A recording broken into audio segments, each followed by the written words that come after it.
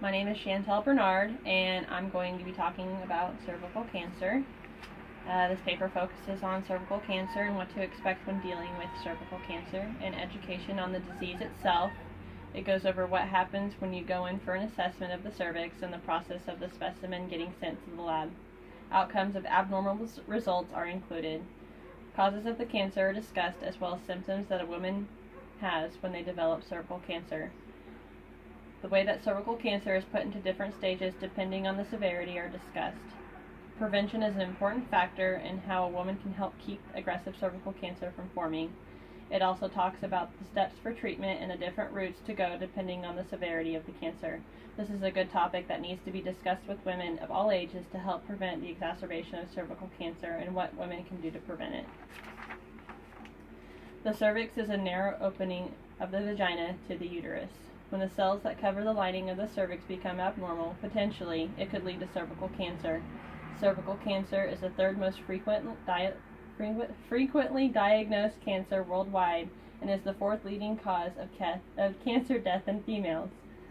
The number of deaths from cervical cancer has went down tremendously due to prevention and frequent assessments, and today is one of the most preventable cancers. Cervical cancer is a slow-growing cancer, making it easier to stage and treat before it metastasizes. Cervical cancer only affects females as it is a reproductive system disorder.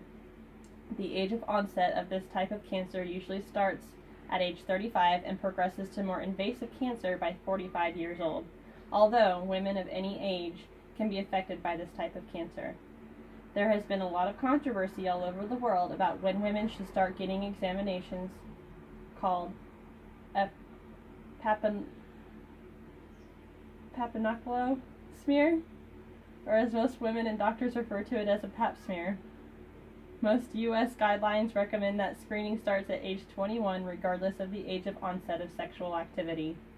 When getting an exam, the healthcare provider inserts a small tool called a speculum inside the vagina to keep the vagina open so the cervix can be seen.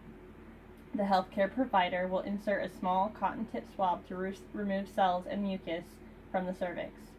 The sample is then placed into the appropriate test tube and sent to the lab so that the cells can be examined under the microscope.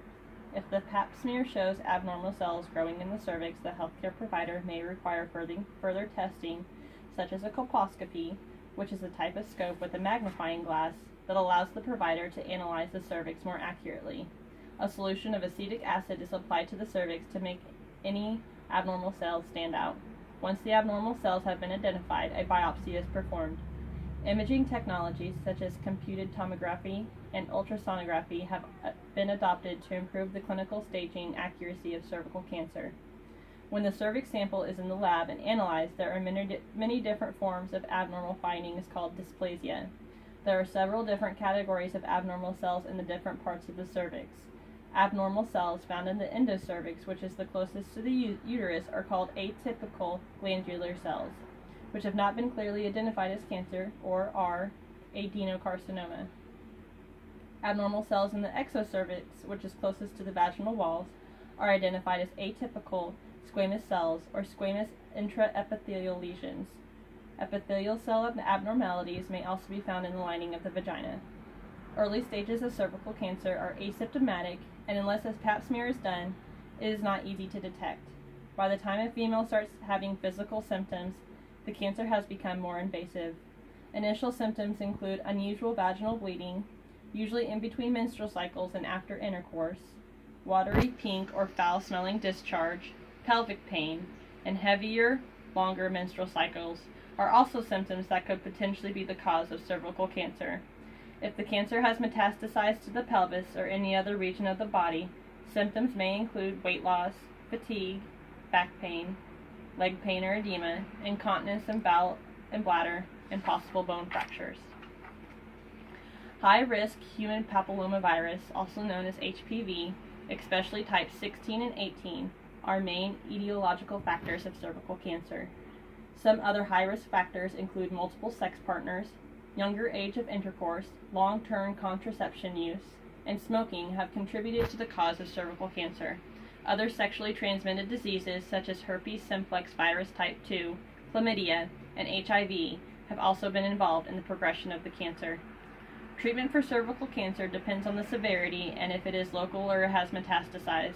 The classical management of invasive cervical cancer involves evaluating tumor extent, which includes tumor size, depth of invasion, microvascular space tumor invasion, spread of regional lymph nodes, and grade of differentiation.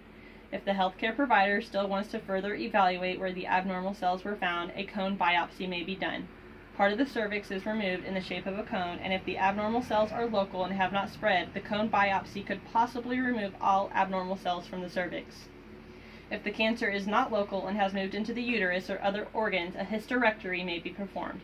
If other tissue or organs have been affected, they may be removed too.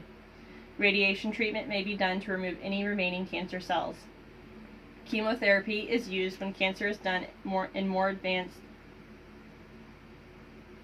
Chemotherapy is used when the cancer is more advanced in correlation with radiation to help destroy cancer cells. The outcome of survivors of cervical cancer are usually good if caught early. There are 5 stages of cervical cancer. Stage 0 is when the cancer is confined within the cervix and have not invaded the entire cervix. Most doctors refer to this stage to precancer, as it is not invaded anywhere else in the cervix or body. Someone who has been diagnosed with stage 0 has a 5-year survival rate of 93%. Stage 1 is when the cancerous cells have spread to the entire cervix but not spread to the uterus, and the 5-year survival rate is 93%. Stage 2, cancer cells are present in the cervix and the upper portion of the vagina, and the 5-year survival rate is 63%. Stage 3 is the cells are present in the lower part of the vagina or to the pelvic sidewall, and the 5-year survival rate is 32%. Stage 4 is when the cancer cells have metastasized to other organs such as rectum, bladder, liver, or lungs, and the 5-year survival rate is 15%. Primary prevention is the best defense against cervical cancer. Vaccinations such as Gardasil are used to help prevent the transmission of HPV to men and women. Education to women on screening, practicing safe sex, and eating a healthy diet are another primary prevention measure. Secondary prevention should be taken as well, such as getting pap smears and following up with abnormal screenings. Ongoing studies are determining whether there is a genetic link to cervical cancer in women. Cervical cancer can be easily treated, and although it is a slow-growing cancer, it is important for women all over the world to be educated on the risks that are associated with not having an examination. Early diagnosis is very important in the women's survival rate. Factors such as demographics, education level, social status, knowledge about cervical cancer and risk factors, lack of symptoms, and parents' history of cancer have been known to affect whether women seek testing for cervical cancer. And that's it. Thank you.